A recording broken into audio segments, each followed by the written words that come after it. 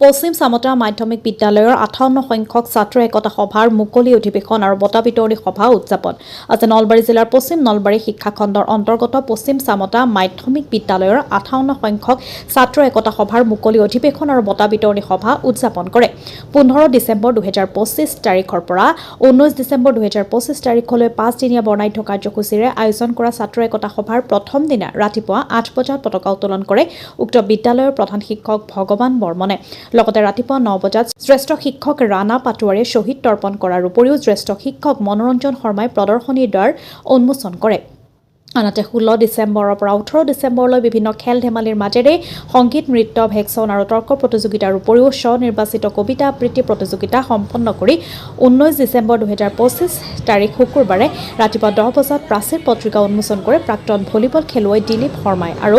ভূমিদাতা প্ৰয়াত দীনেশ শৰ্মাৰ প্ৰতিকৃতিত বন্তি প্ৰজ্বলন আৰু পুষ্পাঞ্জলি প্ৰদান কৰে উক্ত বিদ্যালয় পৰিচালনা সমিতিৰ উপসভাপতি প্ৰদীপ বৰ্মনে ৰাতিপুৱা 11 বজাত আৰম্ভ হোৱা মুকলি অধিৱেশন আৰু বঁটা বিতৰণী সভাত হিয়াৰামঠু জুবিন গাৰ্গলৈ শ্ৰদ্ধাঞ্জলি জনোৱাৰ লগতে বন্তি প্ৰজ্বলন কৰে অৱসৰপ্ৰাপ্ত শিক্ষক অনিল বৰ্মনে সভাপতি হিচাপে উপস্থিত থাকে উক্ত বিদ্যালয় পৰিচালনা সমিতিৰ সভাপতি দিলীপ শৰ্মা আৰু মুখ্য অতিথি হিচাপে উপস্থিত থাকে অসম শক্তি উৎপাদন নিগম লিমিটেডৰ সঞ্চালক তথা বিশিষ্ট অৰ্থনীতিবিদ আৰু স্তম্ভ লেখক ডক্টৰ দেৱজিৎ মহন্তৰ লগতে নিৰ্দিষ্ট বক্তা হিচাপে উপস্থিত থাকে নলবাৰী জ্ঞানপীঠ হাইস্কুলৰ সহশিক্ষক তথা নাট্যকাৰ ৰাতুল গোস্বামী উল্লেখযোগ্য যে 58 সংখ্যক বিদ্যালয় সপ্তাহৰ মূল আকৰ্ষণসহ প্ৰধান শিক্ষক ভৱানী বৰ্মনে উদ্বোধন কৰা বাৰে ৰহণীয়া সাংস্কৃতিক শোভাযাত্ৰা নলবাৰীৰ পৰা কেমেৰা পাৰ্চন সুনামিতৰ সৈতে দীপু বৰাৰ ৰিপৰ্ট নিভাজ আৰু মোৰ মৰমৰ বিদ্যালয়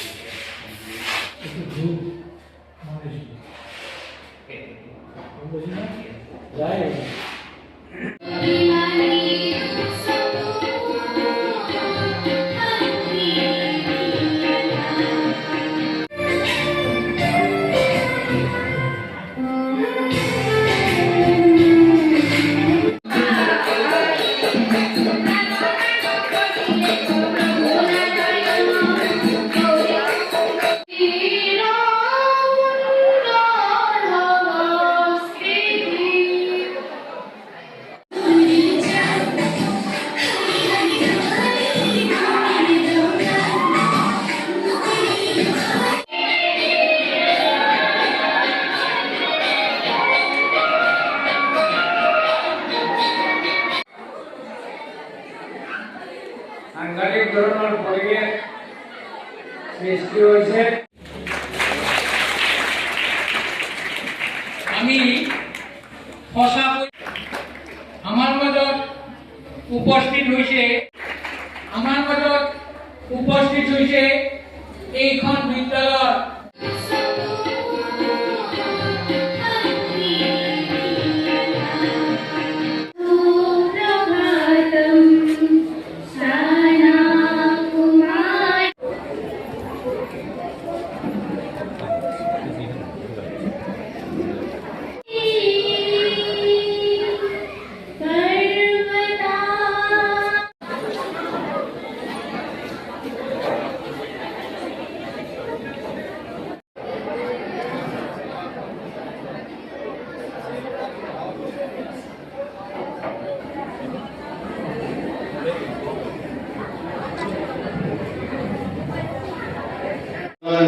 অভিজ্ঞ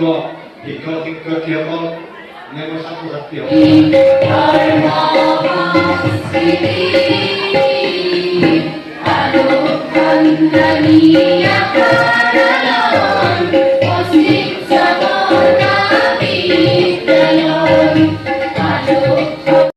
পশ্চিম চামতা হাইস্কুলৰ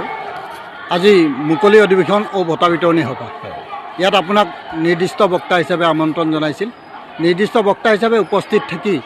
আপোনাক কেনেকুৱা লাগিছে মনৰ অনুভৱ জনাব নেকি বুজাব নোৱাৰা অনুভৱ বুলিয়ে ক'ব লাগিব। কাৰণ মই তেনেকৈ মিটিঙলৈ কেতিয়াবা গ'লেও কিছুমান এনেকুৱা পৰিৱেশ পাওঁ য'ত সিমান ভাল নালাগে, কিন্তু এই বিদ্যালয়ত সোমায়ে মোৰ এনেকুৱা লাগিছে যে এই বিদ্যালয়খন সঁচাকৈ বহুবাৰ শ্ৰেষ্ঠ বিদ্যালয় পুৰস্কাৰ পাইছে, পোৱাৰ যোগ্য হয়। ইমান পৰিপাটি আৰু ইমান ধুনীয়াকৈ, বিশেষকৈ এই বিদ্যালয়ৰ প্ৰধান শিক্ষক মহোদয়ৰ আমি শলাগ ল'ব লাগিব। তেখেতৰ প্ৰচেষ্টাত, শিক্ষকসকলৰ সহযোগিতাত এখন সুন্দৰ সভা অনুষ্ঠিত হৈছে আৰু সভাখনত নিজৰে উপস্থিত থাকি নিজকে সৌভাগ্যৱান যেন অনুভৱ কৰিছোঁ। জানিব পাৰি ভাল লাগিল। পৰৱৰ্তী পৰ্যায়ত পুনৰ আপোনাক লগ পোৱাৰ চেষ্টা কৰিম। নিশ্চয়, ধন্যবাদ। নিশ্চয়।